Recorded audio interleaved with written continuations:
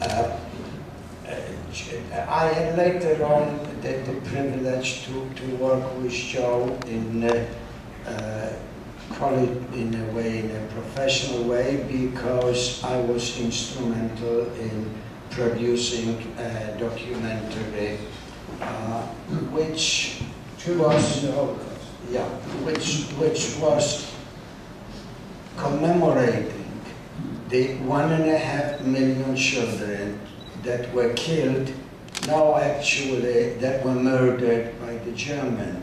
So although you look at Joe right now with gray hair, you look at me with gray hair, I have less than he, but we were some of the few people here in the comments here that we survived.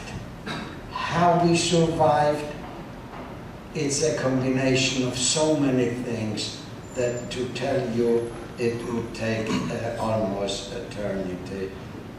All I can tell you that being in Auschwitz, being sent from Łódź to Auschwitz, I can say that 1 minute in Auschwitz was like a month, one week was like a year, 1 month was eternity. How many eternities can we live? I don't know either. That's over 50% of the righteous Gentiles are Poles.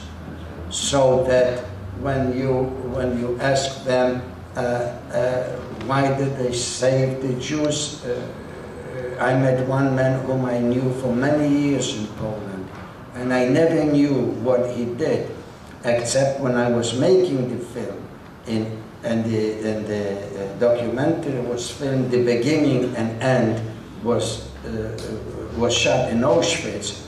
So there was a lot of publicity about the film because Liv Ullmann came with me there. And when I asked the man, why did you save the children? What made you do that you risk your life? And he looked at me and he gave me such a simple and such a moral answer. They were children, were they not? So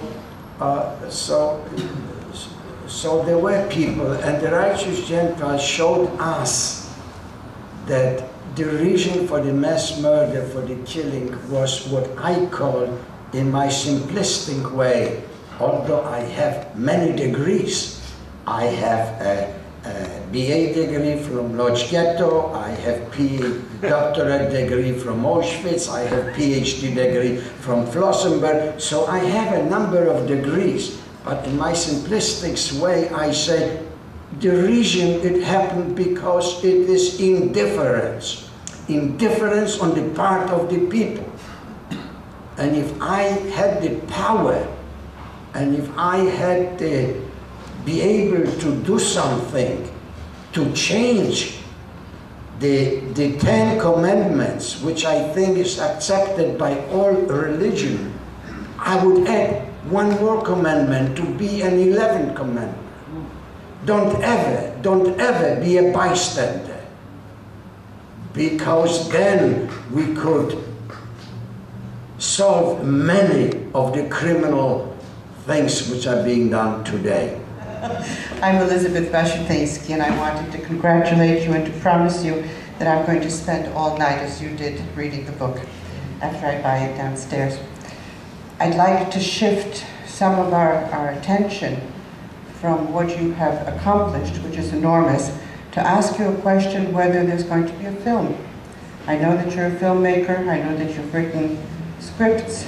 Can we hope to see it as a film, especially for our reading challenged children who prefer technology? And before you answer the question, since we're talking about those who have been saved, I don't know whether you're aware that recently in Canada there was a book that was written by an Anna Poraj, who lists the names of Polish persons, Polish Christians, who saved Jews in Poland during the war.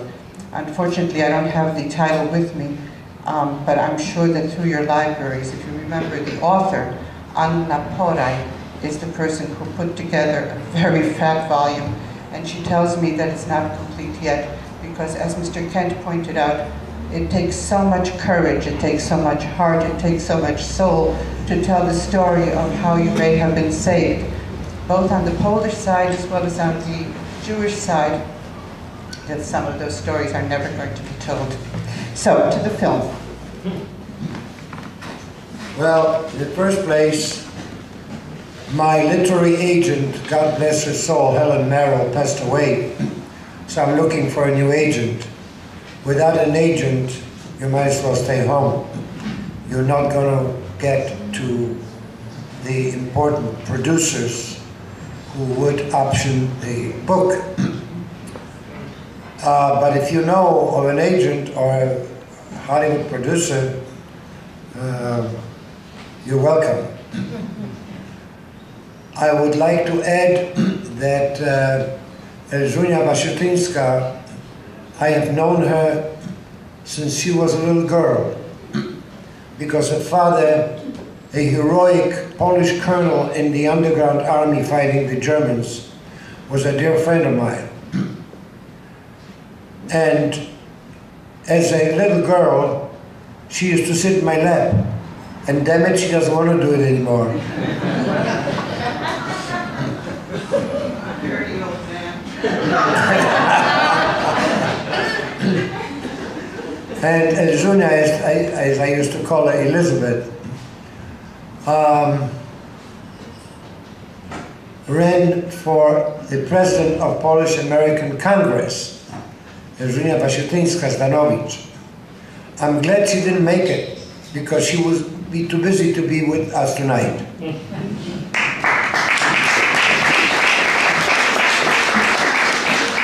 I would like to end this by, again, having a few words.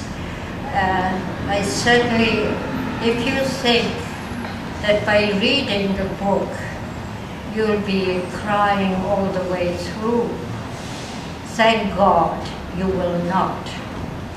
Because it is written by a 13-year-old boy, the first part, from the point of view of a feisty survivor, 13-year-old. So there is nothing maudlin, nothing, no self-pity. The facts, that's why we can read it so quickly, because there is no time for self-pity. It's full of courage. The relationship with the priest, again, is the most moving thing I've ever read, because they sort of found each other. The priest, of course, can't have a son.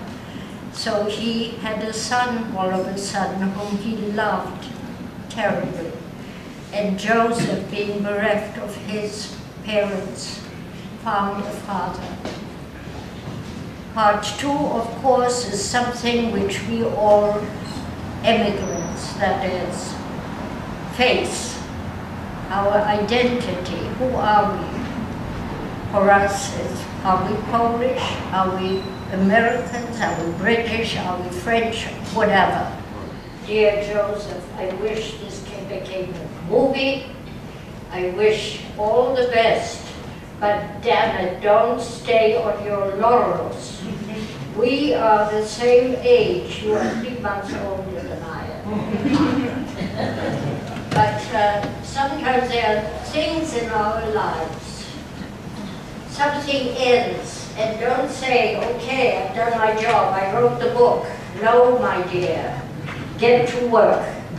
Get to work. It's a beginning. It's not the end of what you have to do in this world.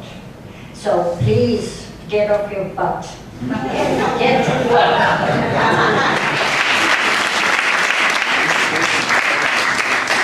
Jestem autorem książki The Contract, A Life for a Life.